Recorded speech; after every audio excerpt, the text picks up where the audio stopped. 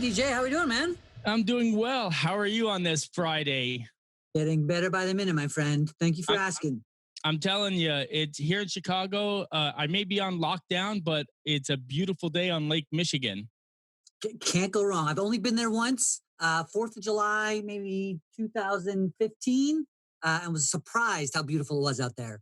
I got the sun on the lake, and it's actually not too humid. It's been very humid here the last week or so. So today has sort of been a respite from that, thank God.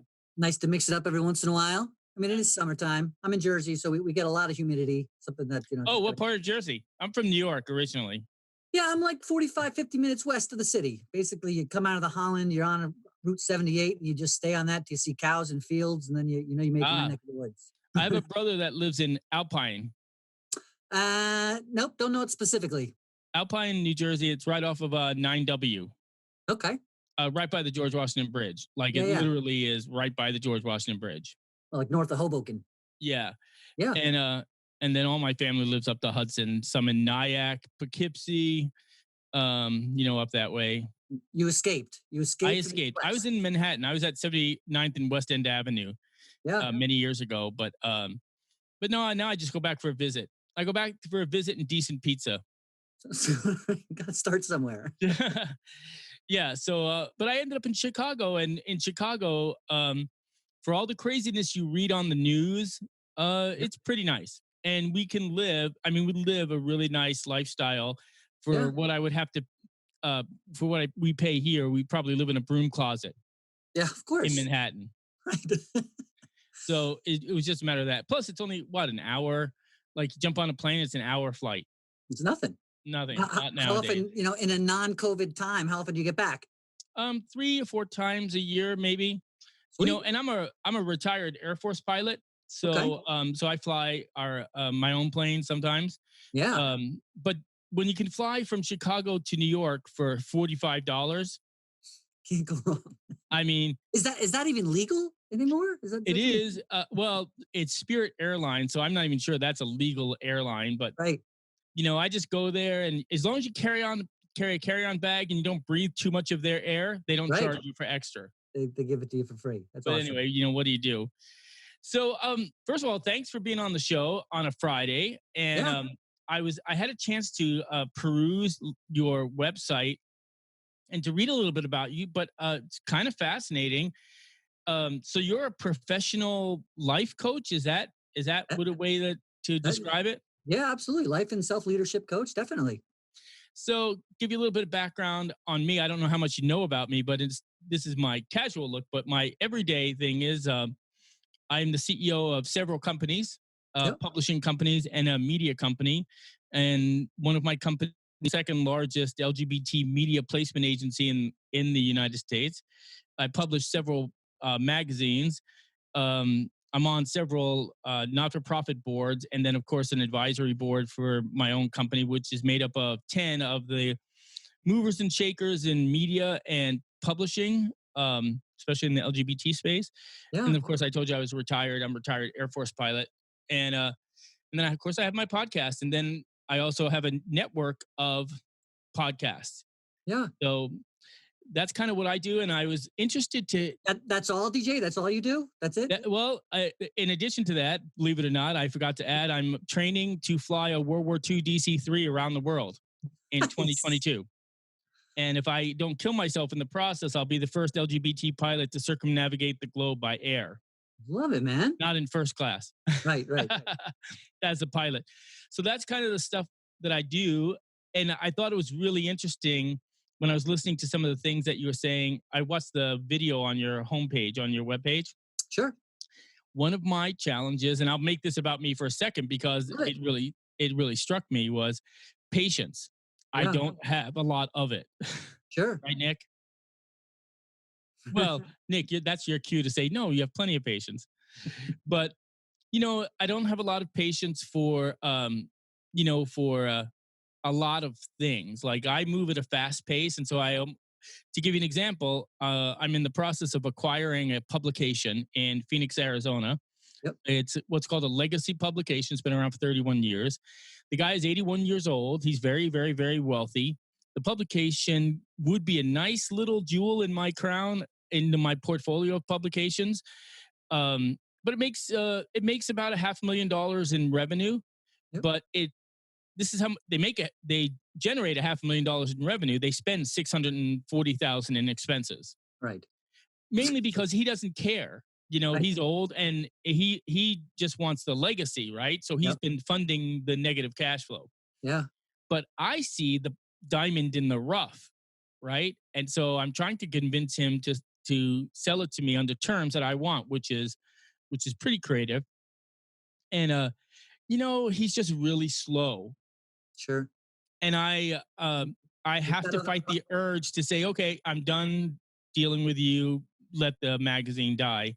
Yeah. That's my instinct, right? Because I've been going at it for 8 weeks now. Sure.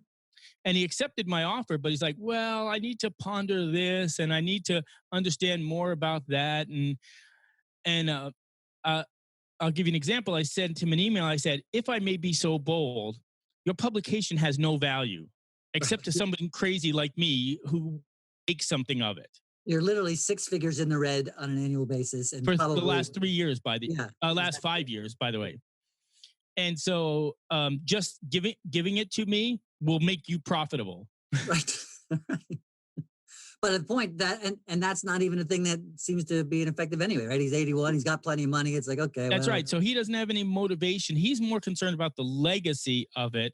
And I'm more concerned about trying to close the transaction in this quarter so that I can announce it publicly, but I won't announce it publicly until we have a signed agreement. Sure.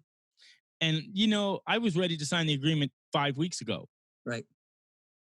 So I was, anyway, going back to, I was listening to your video and I was looking at the title of the book and I thought to myself, I wonder what I could learn from this. Yeah. As somebody who is doing some things.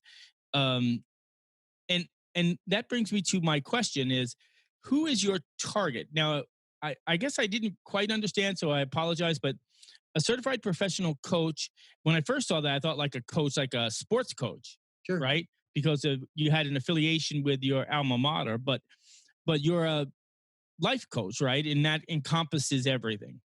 Yeah, absolutely. And I mean, there's life coaches that have specific niches. When I first started coaching, I worked specifically with musicians and people in the music industry, just based on a background in artist management. So my alma mater is an organization called IPEC, which is the Institute for Professional Excellence in Coaching. Right. So they're actually a coach training organization. And I was their first internal coach. So I coached their staff. I coached the people who trained other people to be coaches. So coaching, it can be life coaching, it can be business coaching, it can be health coaching. There's a certain skill set of active listening, engagement, certain types of questions, reflecting. It's kind of like therapy, but with a major difference of taking, therapy is a lot of looking at people's past, spending a lot of time in the past to bring it up to the present. Whereas coaching is really more looking at the present and bringing it and looking at the future and creating a bridge between the two. Therapy is a lot of time is working with people who are not functional. This is painting with a broad brush, right? I mean, obviously it's going to vary. Sure. Working with people who are not functional and working to make them functional, whereas coaching is working with people who are functional and looking to make them optimal. So life coaching, again, is a broad brush as well. There's a ton of different life coaches. As I started doing some of the internal coaches and working as an internal coach with all sorts of different people, I still certainly work with musicians, but I've transitioned to, I work with doctors, I work with authors, I work with people in marketing, I work with, in C-suite. But it's really more about, to bring it back to my book, helping people decide who they want to be every day. Helping people to understand that life is a gift and there's an opportunity to be fulfilled from within instead of necessarily worrying about what's happening on the outside. We certainly can create things to happen on the outside. And to go to the concept of patience, I talk to a lot of people. They say, well, I don't want to be patient because I don't want to just sit around and wait. So from my experience, true patience isn't just sitting around and waiting. It's not sitting on your hands.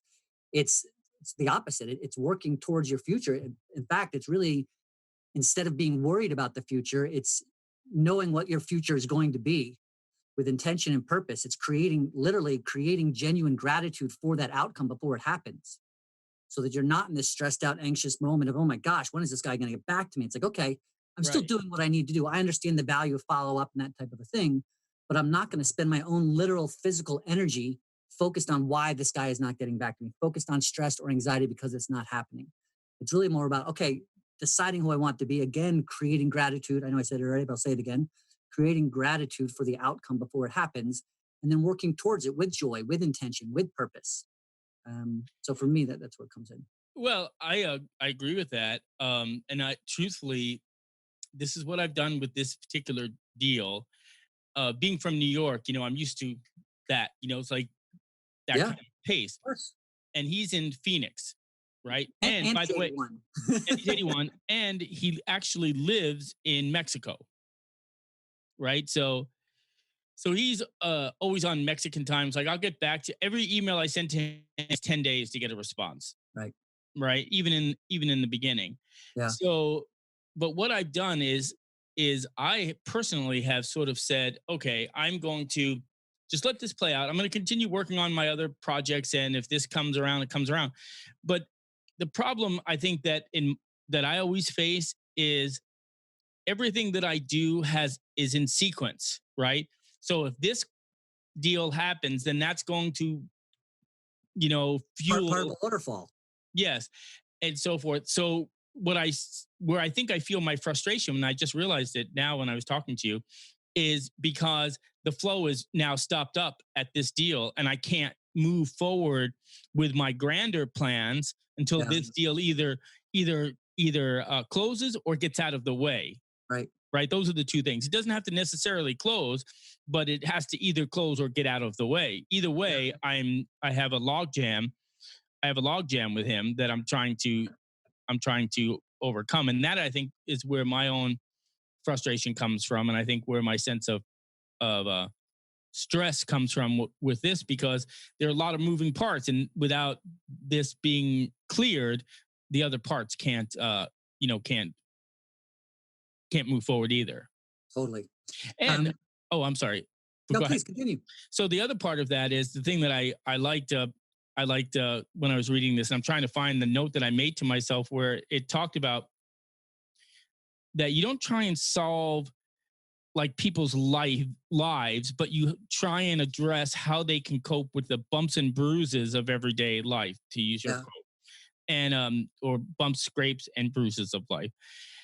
And that's the one thing that I thought was really fascinating. Everyone always says, "Oh, I have the answer. You just do what I say, and life is good." Right. I'll use real estate as an example. We all have seen those. Send me $149, and I'll, this is how you can be a millionaire. And you too. Yeah. Yeah, but I do like the idea, the concept that you say, and I want to really touch on this a little bit. Is that life is not a solution. Like you're not promoting a solution. You're promoting how to cope with the inevitable, which is, and I can tell you from personal history, fraught with bumps and bruises and scrapes on your Yeah. journey to whatever that eventuality is. And most likely at the end of my life, I will still be trying to figure out what I'm doing with my life, because it's a lifelong journey. Yeah, to say the least. So I agree with you for the most part. Believe it or not, at least for so two things. One, you're right. So I never come in and say I've had a perfect life, and if you do what I tell you to do, you are also going to have a perfect life. Right? Coaching is the opposite of that. Coaching is really recognizing, whether they know it or not, that the clients or whomever you're working with, they have the answers within already, but they're Right. blocked by fears. They're blocked by limiting beliefs. They're blocked by past experiences. And so they're used to, they've built up physical, mental, emotional habits to be who they are based on X amount of years of life. And so if somebody's stressed or anxious about something, and you come to them and they say, well, this is the challenge, they're going to automatically, coming from a defensive standpoint, give you all the reasons why it's not working and why it's frustrating, right? And so as a coach, I come in, I don't have those fears. I don't have those blocks. I don't have those limiting beliefs. What I do have is their agenda.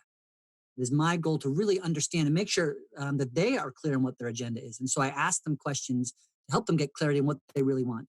And once I feel like I have an understanding of that, and that's part of a process, we go back and forth through some acknowledgments, through some validation, making sure that I know exactly what their challenge is. And then once I know what that is and I know where they want to get through our conversation and through the process, I then will start asking them questions that they would not ask themselves because of their already embedded fears and habits, because of their already limiting beliefs. And because I don't have those limiting beliefs, but I still want what they want to get out of this conversation, My questions are going to take them out of their comfort zone and also help them look at things from a detached perspective. So that's just kind of starting up. Basically, Sure. I'm just agreeing with you when you said, listen, it's not coming in and say, hey, do this. It's more like you know the answers. You're just afraid to ask the right questions. That's right. And one of the things too that I read that I thought was a really good insight. Oftentimes, when I give speeches to other groups or I speak to younger publishers or people in business or what have you, they when they are explaining to me what's happening in their lives, it is almost a description of it's it's like they're um dispassionate in the that's not the right word. They're disconnected in a way, like they're victims of their life. Like Right. life is happening To to me. them, Yeah, and totally. they're not living it. It is just they're reacting to it. So Yep. they don't live a purposeful life. What Yeah. they do is they live a reactive life. And so what happens is if they're not reacting to something, they're not doing anything. Right. They're not moving forward. And There- I remember a speech that I gave and I talked about that life is you have to consume it, you manage it, you it's malleable for you, and if you're constantly always reacting, then you never have time to prepare. Is the right. way I put it. And so I thought when you made that comment in your book, I thought that was apropos because that could be applied to anyone in any business in anything that you're doing. And and the other thing that I read that I, and at the time I read it, I was like, oh, this is such a understatement. It says, I wrote it down. It said, you were asking, are you tired or feeling overwhelmed by the pressure you feel from life on a daily basis? Yeah. And that is my life, and it's been my life for the last 10 years. You know, a lot of pressure, sometimes feeling overwhelmed. Now add all of the pressures of business and of course, you know, publishing is a rough and tumble business anyway, Yeah. and it's an evolving media right now. And publishers are failing and falling by the wayside. And knock on fake wood, we're still here.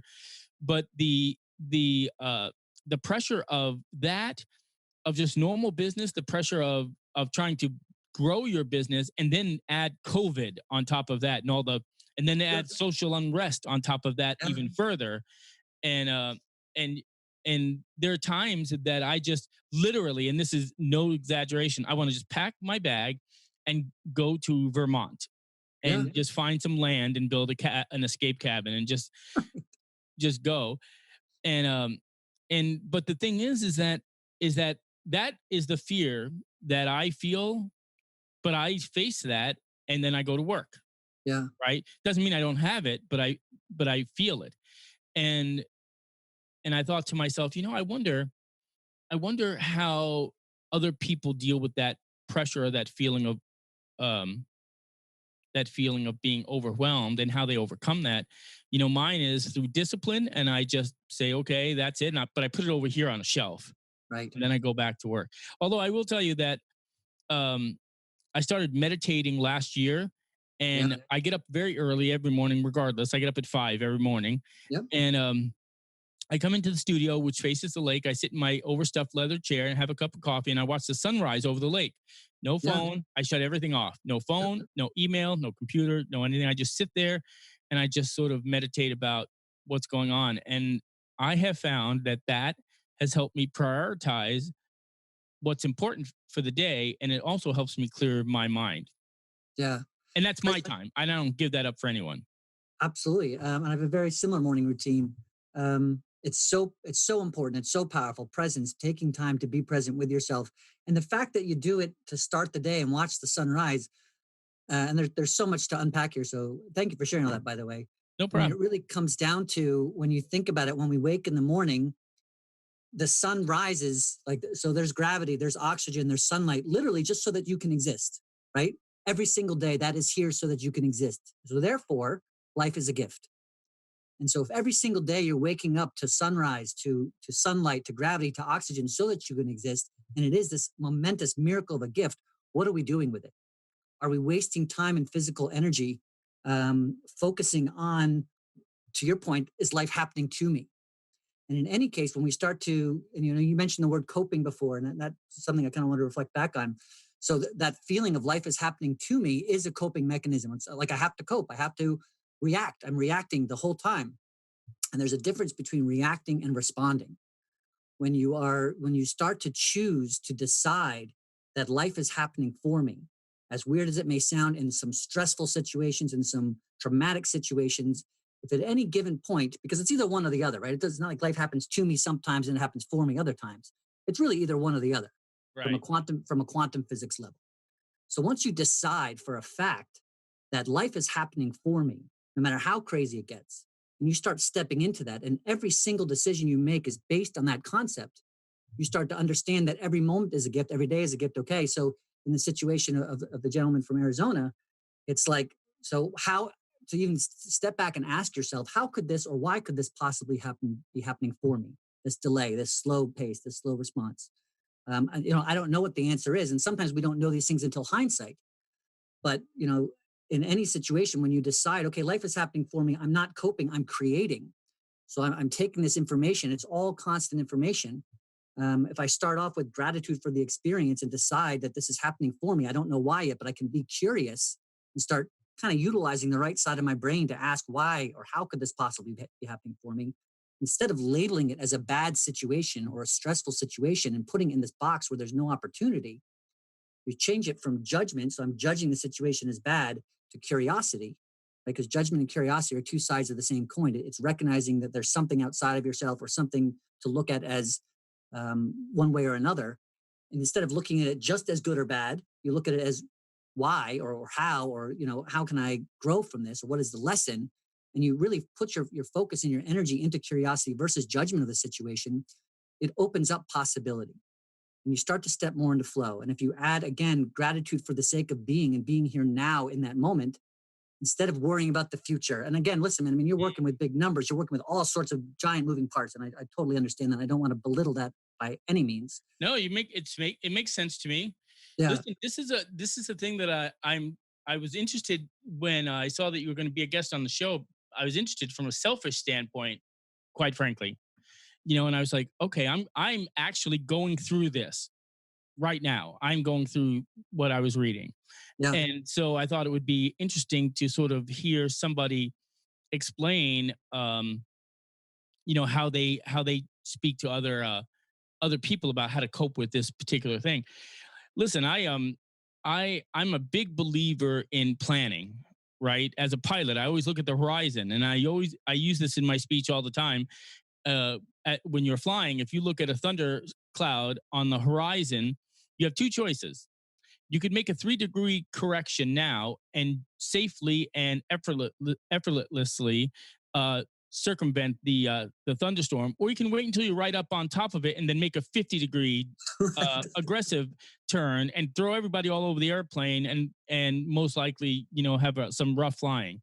And it's the same end result. You circumvented the thunderstorm, but if you looked at the horizon instead of looking right off the nose, you have plenty of time to make a different decision to get the same end result. And one is good, and the other one is disruptive, to say the least.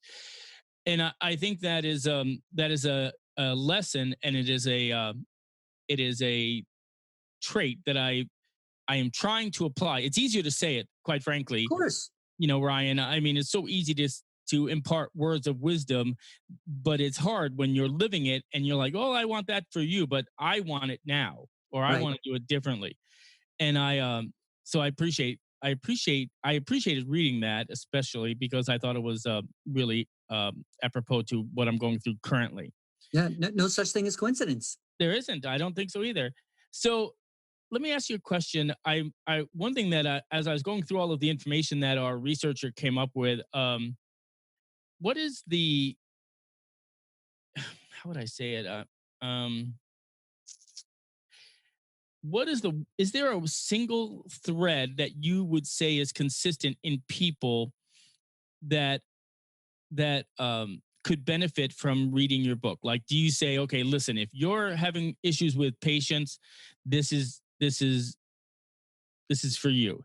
And Sure. also, what motivated you to write the book? What motivated you to get into the line of work that you're in, or have you been doing this since, you know, early Yeah, I on? mean, I've been a coach for about 10 or 11 years. So 2009, I was certified as a professional coach. The book is more recent. I'm a little bit of an ADD entrepreneur. So I love creating. I see entrepreneurialism as a form of art. I Mm-hmm. think it's, people don't always think about it that way, but really much like a musician or like an artist or like a painter or sculptor, you start off with an idea in your head and you find your canvas, you find your mold of clay, you find out whatever it is that you like, and you build around it. And you create something that you are putting out there for the masses to in some form judge, and hopefully, return, you get a return on investment of your time and money and inspiration and everything. So I love creating things. When I was working in artist management, I managed these bands. There was aspects that I loved about it, most of which were connecting with and empowering creative people and Mm. helping them to live the best versions of their life. And go ahead. No, I was going to say to that, I saw something where it said you closed like $20 million in sales in 8 years. Is that from the music industry? That was in the coach training industry. So at that school that I was trained at, I was their internal coach, but I also worked as an admissions coach. And Mm, so I coached people who were interested in enrolling in the program and becoming a certified coach themselves. got it. And that's a That's a big number. yeah. I mean, it's a five-figure program, and so you add up after 8 years. Kept me busy, That's that's for sure, but it's fun. That's excellent. I Yeah, mean, so you have a little bit of the entrepreneurial part of it, and then of course, it's a career as well. I mean, you built a totally. career. I always say this about entrepreneurs.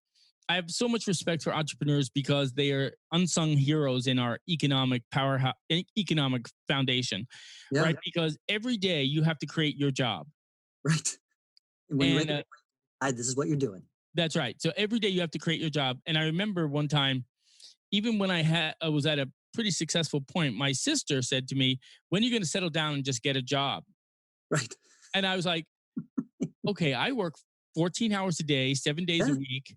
yeah, I but it resonated with me because the viewpoint of an entrepreneur is I don't even truthfully I don't even think I really fear about that. I've been doing it for 20 plus years more now after I retired, but I've never really had a fear of not making money, right. right? I don't even think about the money part. I just create and it just happened. And it always works that way. But when she said that to me, I thought, I guess I don't take a paycheck. She got she she had use her as an example. She had a job and very good at it. She's an excellent worker and loyal to the core for this company. When she retired, they could care less. They could have Yeah, cared less, right? But she has a pension now and she has a retirement. She has a nice life, but she wanted that paycheck every 2 weeks, right. like clockwork, and she built a life around that. I have, other than the Air Force, I have never in my life had that. Yeah.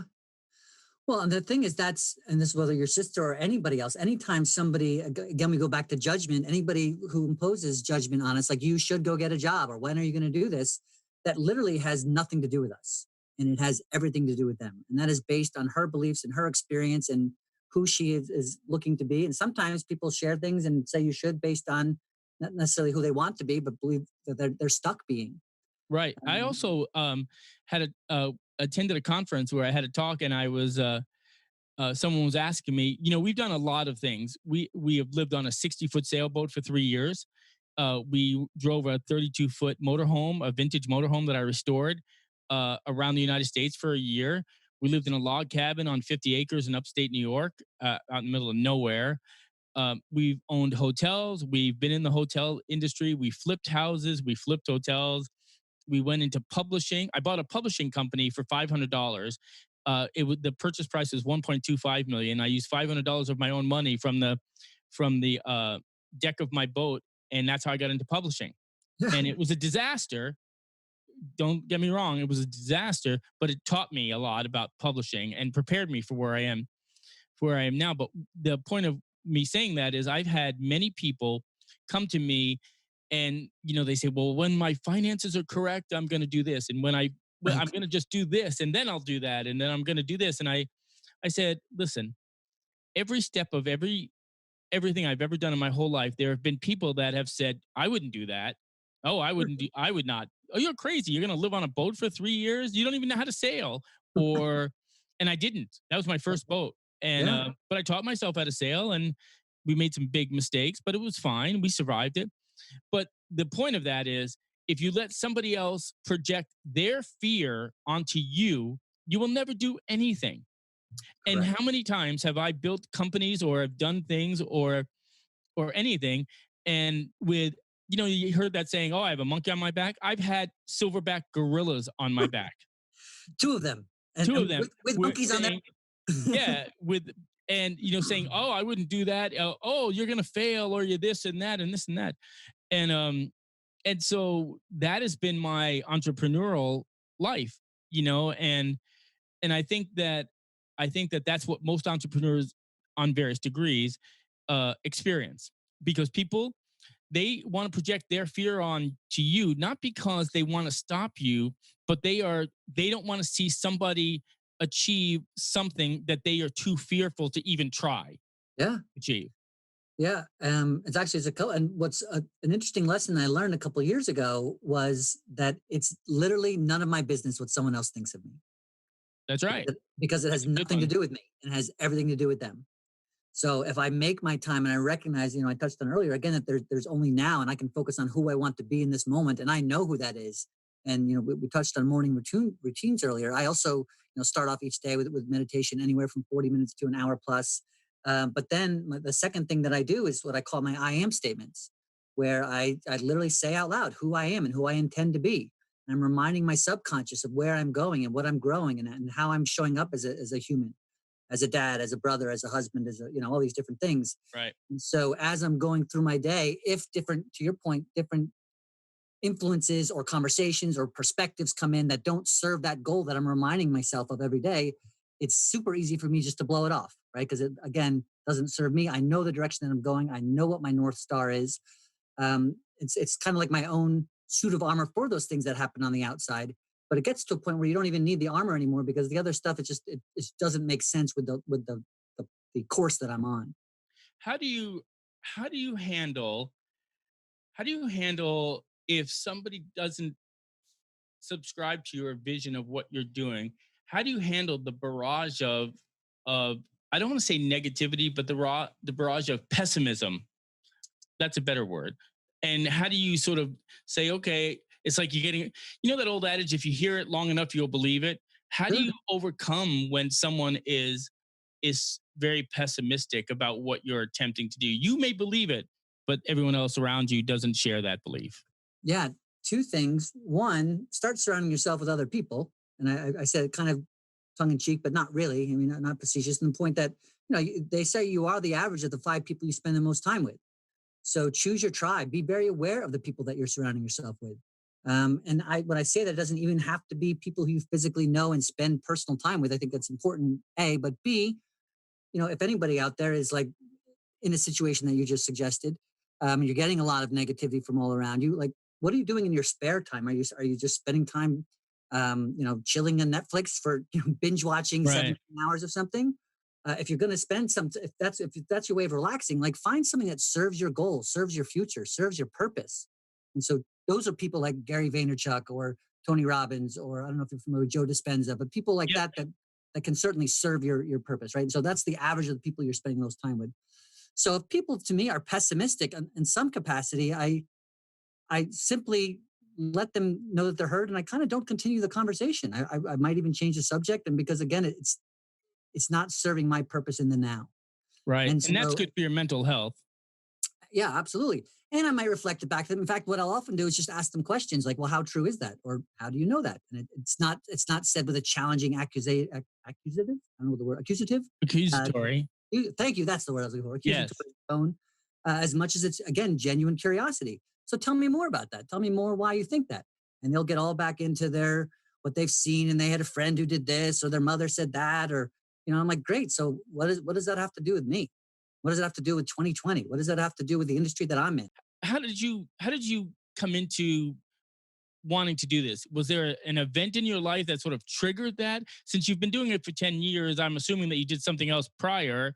How did this transition happen? I'm curious. Yeah, a number of different things. I mean, I've owned a daycare center. I worked in worked in a couple different startups. Like I said, I was at the time when I chose to become a coach was 2008. I was working in artist management. I was managing a bunch of bands. Aspects of it I really didn't love. I didn't like dealing with shady club owners. I didn't like, if I was working with a band and half the members didn't want to show up to practice on time or get as many gigs as were necessary. Right. But I did love connecting with and empowering people. And I did recognize that musicians are entrepreneurs as well, even if they don't know it.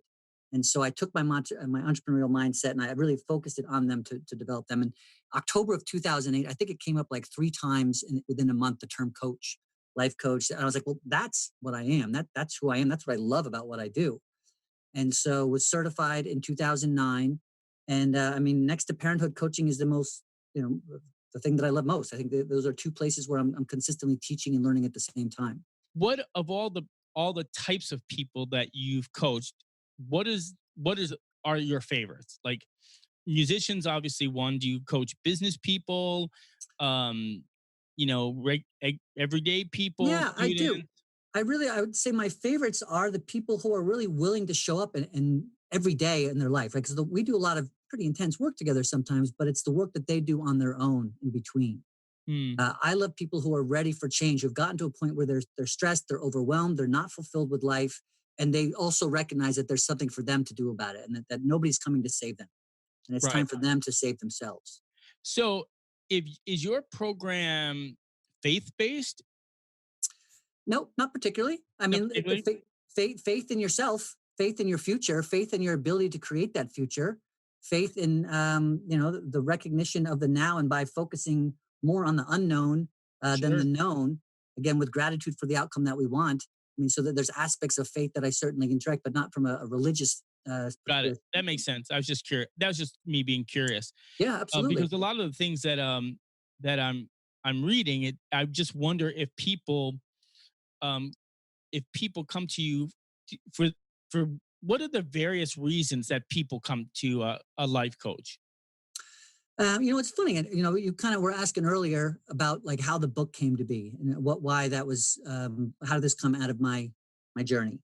And so, what I'm seeing consistently, and this is, by the way, I wrote this book for myself as much for everybody else, right? But I certainly can always practice patience and practice presence and those types of things, and recognize when there's an opportunity to create joy when there doesn't feel like there's any. So, but I mean, most people in some level, when they come to me, it's just because, again, they're not satisfied and they feel stuck, they feel blocked, they feel like life is happening to them. And they're actually, I recently had a client who said some really wonderful things. She said she's a 25-year-old girl. She works in marketing, just bought her first house. And she's like, Ryan, this past weekend I was out. Apparently, there's this thing called pruning. It was funny, I heard you say that. Like you prune bushes or trees. And so I had this rhododendron bush outside, and I was out there and I was told that I needed to prune it. So I went there and I was clipping away these dead leaves and I was clipping away these dead branches that were kind of covering up the flowers that were underneath. And I noticed once I was able to clip those away that the rest of the flowers started to bloom. And I said, as I was doing this, I recognized that this is what I do with Ryan. So it's not like everything that has grown before this has led me to be who I am now, but it's not necessarily serving my purpose anymore. So if I get rid That's of a the good things, analogy. yeah, things that are there that are kind of covering up my true self, they're covering up the beauty of the flowers that are trying to grow. And if I can snip them away intentionally, right? We're not just chopping everything. We are going through, we are looking at which ones don't serve us anymore, where they came from. Maybe they grew when the dirt was poor or the weather was bad or what. I'm making this stuff up, but Sure. flip it away and have your true self. It's not that I'm not creating a new plant. I'm really helping us get to, get clarity on what is left inside. What advice would you give to someone who is foundering and they're just sort of, they're sort of stuck in their life? What Yeah. would be that catalyst that would propel them to reach out to you or somebody similar to you for that matter? Well, the catalyst is going to vary. Everybody, I know it sounds obvious and silly, but everybody is on such a unique journey. When we really start to recognize that, it's really hard to say everybody's catalyst is going to be different. I would say the catalyst is going to be if you recognize maybe that you're not living your best self and you know that you want to, you just haven't been able to do it on your own. Right. So it's, I agree with that. yeah. What is the I guess the I'm curious now is what are some common things that hold people back from living their best life? that you've seen? Yeah, it's all fear. Really, in the Fear grand scheme of based. things, I mean, when it really comes down to it, in my opinion, and it's all going to be a derivative of fear. And really, what it mostly is fear of what other people think in some Wow, capacity. that's pretty that's interesting, and that's true too. I mean, if you think about it, if it's fear based, so you can technically manage fear, right? If you can manage fear, then you can achieve. Listen, So much. even in my case, the fear of failure. I talked to producer Nick about this. Impostor syndrome. Yep. I don't think I deserve success, and if you have success, you don't think you deserve to be there, and Yeah. so it can be paralyzing. My own experience is uh, it can be very paralyzing, and I remember one time uh, a few years ago, I was taking a big risk, and it was very scary. Anyway, it worked. And Yeah. then after it worked, I literally had a moment where I'm like, pardon my language, I said, "What the fuck did I just Yeah. do? What just happened? What just happened?" And the fear, Ryan, was so stifling. It was like being wrapped in cellophane. Yeah. And I think it took me 2 days, 2 days to sort of grasp it, overcome it, and then just step out and say, okay, I'm gonna do this.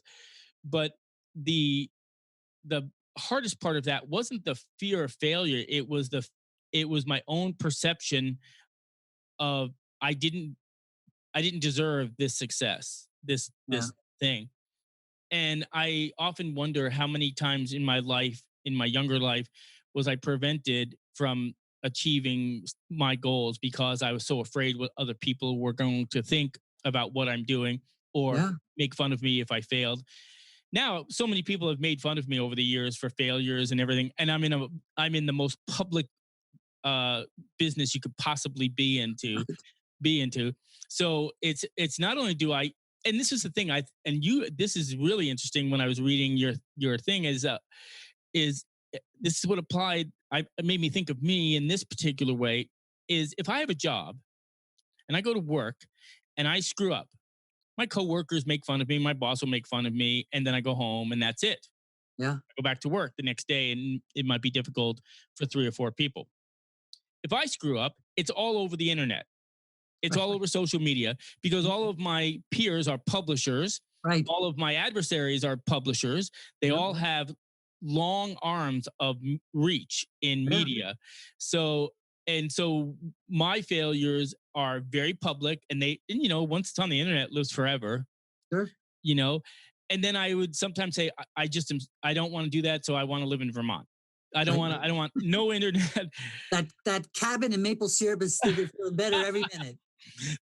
You have no idea how true that is. Yeah. And that fear is prevalent on a regular basis, Yeah. and it's something that I've learned to live with, and I've learned to overcome.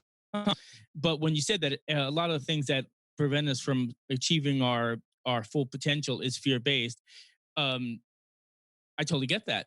And Yeah. I mean, that totally spoke to me, because that is exactly what I think an entrepreneur in general face every day of their existence, Yeah. and other people face in their daily life. Someone's going to think I'm too fat, someone's going to think I'm too old, someone's going to think I'm ugly, someone's going to think I don't dress right, I don't drive the right car, I don't live in the right house, Yeah. I don't make enough money, I don't, etc. You can go on and on and on. Yeah. And that's all based on the outer, all of it. Right. Right. So So how do you address that? So let's say someone like me comes to you and I'm like, listen, I have all this screwed up stuff in my subconscious that I've been dealing with. How would you say someone like me, like, all right, well, let's talk about that. What it would be that next step? so two things. First, I would just like another lesson for me. I'm going to say that fear is a liar, right? I mean, unless you're physically in danger in the moment, right? That's a different type of a fear. But in general, the fear that just comes from inside of our head, whether it be if someone else thinks, or what's going to happen in the future, or what someone else somewhere else thinks, or something that happened 20 years ago, whatever. It's just fear is lying to you. It's lying to you because it thinks it's protecting you from getting hurt.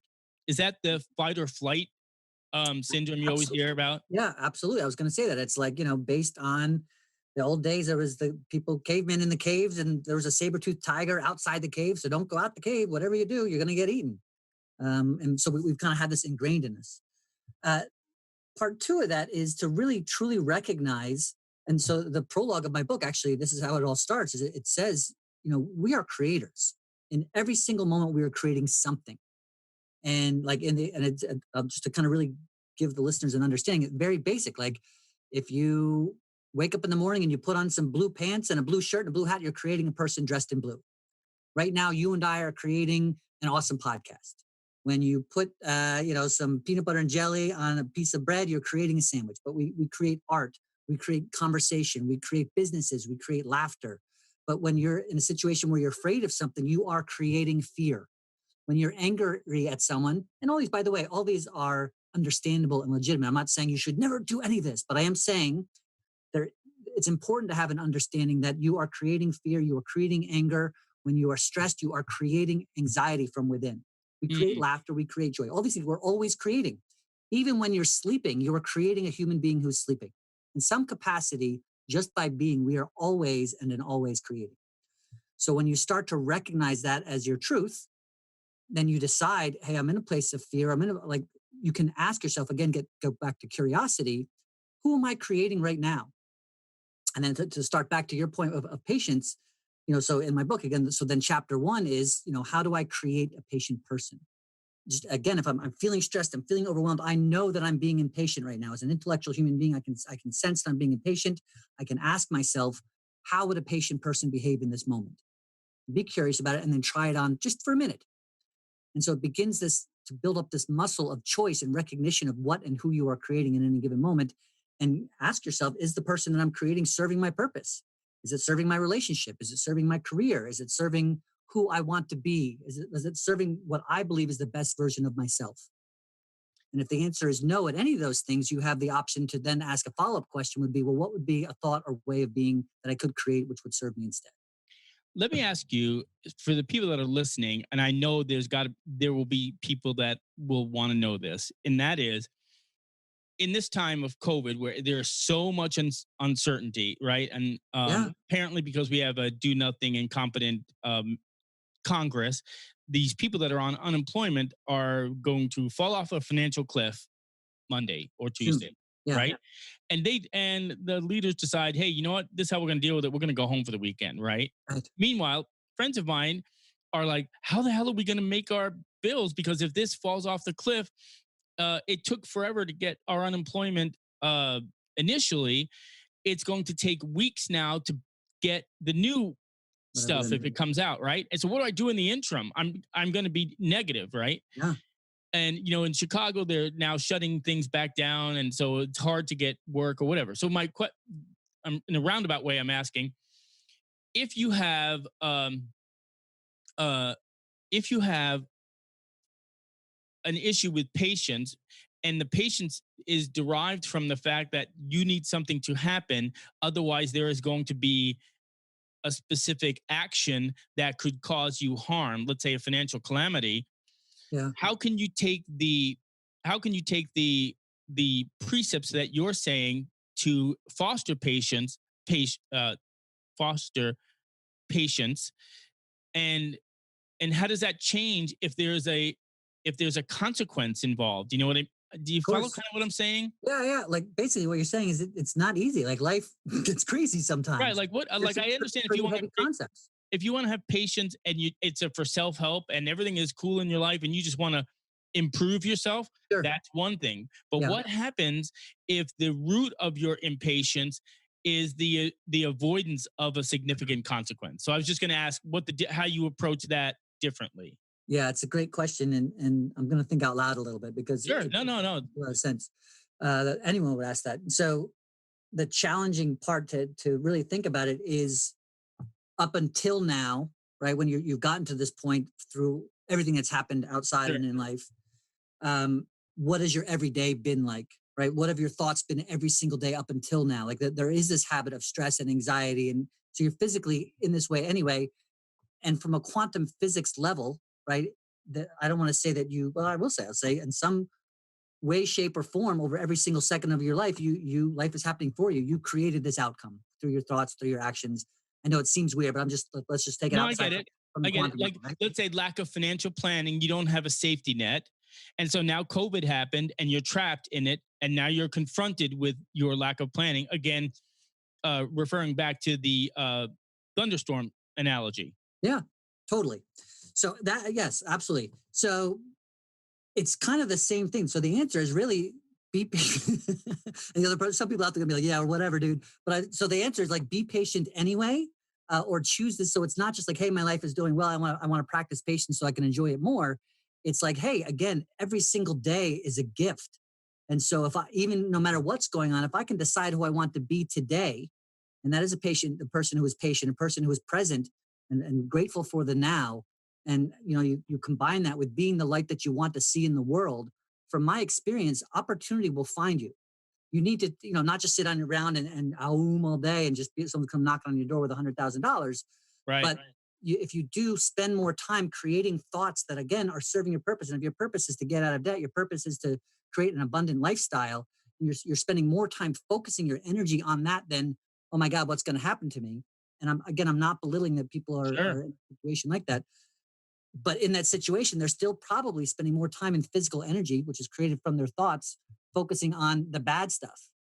And so, yeah, go I ahead. agree with that. No, I totally agree with that. And that's a good point. And one of the things, not to add a religious part to it, but someone told me who was religious years ago.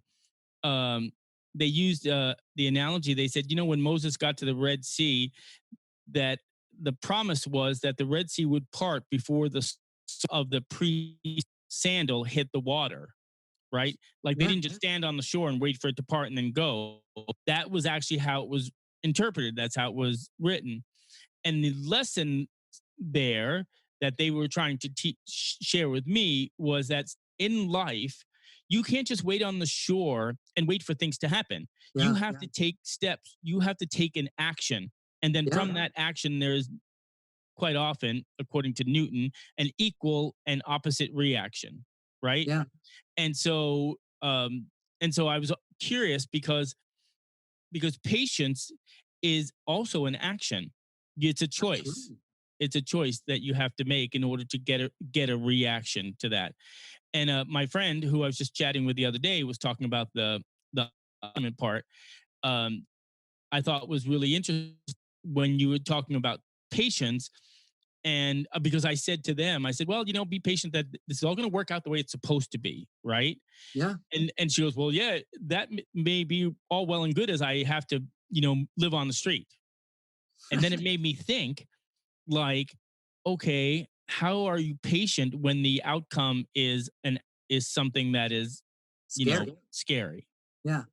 So then or potentially scary? yeah, you have to decide that that's not the only outcome, and you for yourself, right? I mean, based on the math of Newtonian physics, that might be seem like the case, and if you sit there and look at that, but if you based on quantum physics, which is a different, Yes. Newtonian is based more on the physical and the matter, where quantum is based on less the matter, more waves and particles.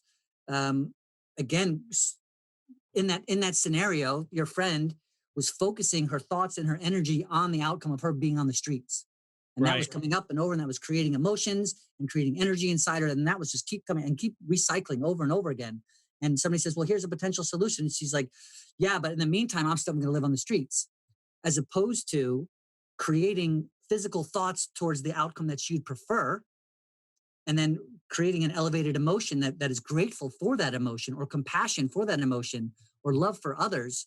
That is kind of the trigger for quantum physics, for the intent to actually create the outcome that you want. Do you subscribe to the notion you've mentioned quantum physics, and I'm familiar with quantum physics, believe it or not, just because I'm a nerd at Yeah, heart I and believe it. everything. But And by the way, um, let me just real quick for you. I'm not like super. I'm a layman's version. Like I do basic, oh, research. got it. Yeah, Yes. So I'm the same way.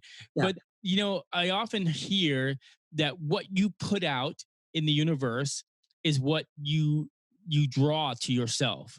yeah, And so my thought is if you put out negative thoughts about I'm going to be homeless, or I'm going to be broke, or I'm going to be this or that, then you're literally planting the seeds of what is gonna eventually come back to you. But if you put out that, hey, everything's going to be okay, and you put out those positive things, and your perspective changes on you make that choice, because it is a choice, right? So Always. nobody is saying I'm forcing you to be negative. You are choosing to be negative. You have a choice to be joyful or happy, or you have a choice to be stressed and negative, and you make that choice whatever you feel you want, right? Yeah. Or whatever you feel is comfortable.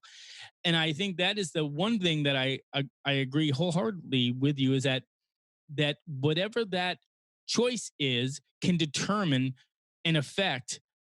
And if you use quantum physics as a baseline, it can affect what that outcome is, either for better or for worse. Not only can, but will. I mean, it's like Well, they're when your thoughts are not just stuck in your head, like literally they're measured. Like the people can measure that when you have a thought, they ride on different types of brainwaves, there's different levels, and they can be measured.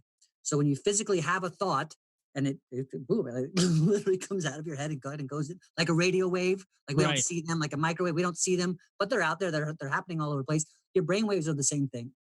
And so, in that sense, from the quantum level, it's like your brain waves have an effect on matter. We don't always see it, but when to the point of the person who's stressed about this, not only are they having negative thoughts, but they're having extreme emotion around it. So that's like right, fuel for this thought. And so when we do the opposite and we intentionally create thoughts that serve our purpose and where we want to be, and we're spending more time thinking about that, and then we make the time to go out of our way to create joy and create gratitude for that thought to actually occur. Really, from my experience, not only does it occur, but the path becomes more clear because you're now and you've built up a habit. And let me just dial it back. When you do create gratitude, you do create joy, you do create love and compassion, intentionally or otherwise, your body creates certain chemicals, right? Your brain creates right. certain chemicals, right? So it's a physical thing that happens. And your body becomes used to this habit of the more you do it, your body starts to want it more. And so, in Like general, endorphins, or right? Is that what totally. you're talking about? Yeah. And so you start to then create gratitude more often just as a habit. And you start to think about what you want in your life more as a habit. The challenge is most of us, because they spend more time watching the news and they spend time in negative conversations with friends and they get stuck in drama and all these different things, that's the habit and the cycle that their brain and body is in. That makes a good point. That brings up a good point, and I'll say this as my final question to you: is when you first take on a client who may be stuck in that space that you just described, Yeah. what is a what is the time frame where you and they actually see a change in behavior that eventually forms into a new habit Yeah. based on what you were saying? Yeah. It's going to, without sounding obnoxious, it totally varies depending on the individual. I mean, I've had Sure. some people in one session who their whole life isn't going to be changed, but they have some pretty powerful aha moments. Then you don't want to leave them alone. We do reconnect next week. I always say, my clients have to work with me a minimum of 3 months because I believe like that's kind of going to be the minimum. You're going to build up some solid habits. You're going to build up a solid Right. understanding. There That is makes sense. follow up. Um, but typically, my clients work anywhere from 6 months to a year with me based on who they are and where they are. So it'll vary from the individual. But again, going back to it's like, who do I want to work with or who comes to me? You have to want it. Right? There are people who are not coachable. I mean, I could coach them, ask them questions all day. And if they're just going back to why life sucks, then, they're not going to get anywhere. Right. They But have to want it. you have to I want to agree. change. You want to have growth. Um, Again, man, I mean, if you decide, the truth is, to your point earlier, there's always a choice. Doesn't matter how old you are, how young you are, Right. decide who you want to be and go be it. Right. And if you do that every single day, it's not, and you're not defined by the experiences that are happening to you, but you are defined by the situations that you create. Then, and at the same time, you are being the light that you want to see in the world, not only so that you can be that, but so you can inspire others to do the same. Right. That is living on purpose. That is the living on purpose for sure. Ryan, where can tell the audience where they can go to find your book, to find Yeah. you, and to connect with you? Perfect. Yeah. Thank you so much for that opportunity. You can go to ryanstanley.com, quick and easy, RYANSTANLEY.com. My book is for sale on there as well. You'll see a button on the top that says Be Patient, Be Present, Be Joyful. If you click on that, you can buy a book directly from me. If you buy it from there, it will come with you'll get a signed copy, and depending on my availability, but it can also come with a complimentary coaching session. But you can also find it on Amazon, Barnes and Nobles, wherever books are sold, as they say. But to your point earlier, there's also during COVID times, during stressful times, during unemployment times, if you're not in a space where you are interested in investing in the book, but what we've talked about today, you feel like could serve you, there's a free copy of my book in an e-fashion, like a PDF. You can also, if you go to ryanstanley.com/free-ebook, you can download a PDF. That's awesome. That is a yeah. great offer. And I'm going to tell my listeners that, I always talk about business and I talk about entrepreneurship and I talk about living your life. It's not a dress rehearsal, so live it. And, in chatting with Ryan, even I feel like I've learned something about myself that I'm going to try and implement as a result of that. So I would encourage you to buy his book, support another entrepreneur. I mean, let's face reality. I mean, everyone can get the free book. That's great. If you need to do it, that's great. That's a great thing that he does. But Ryan also needs to perpetuate his business and to sell his book. And so, I would encourage you to buy his book and read it, learn, connect with him, and if he can help you, that would be awesome. And we're going to post it all. Also, Ryan, we're going to post a link to your website on our website so that people that follow us can also go there through that method as well. Perfect. It has been such a pleasure. I really appreciate you taking the time to chat with me on a Friday afternoon. I really didn't know what to expect, and I've enjoyed our conversation. I feel like we could another conversation, we could really dig into the quantum parts of how things are done, because that actually fascinates me even more. So I hope that sometime in the future you'll come back and maybe we can explore a little bit deeper about that. Yeah, I'd be blessed, DJ. Thank you so much. I mean, really, the time flew by. I didn't even know it was an hour. Yeah, in a great way. So thanks again for having me. And really, I would love to come back whenever you're ready. Absolutely, Ryan. Listen, you have a wonderful day, and we'll be in touch. Thanks, man. You guys enjoy the rest of your weekend. Thank you, you too. Bye-bye. Bye.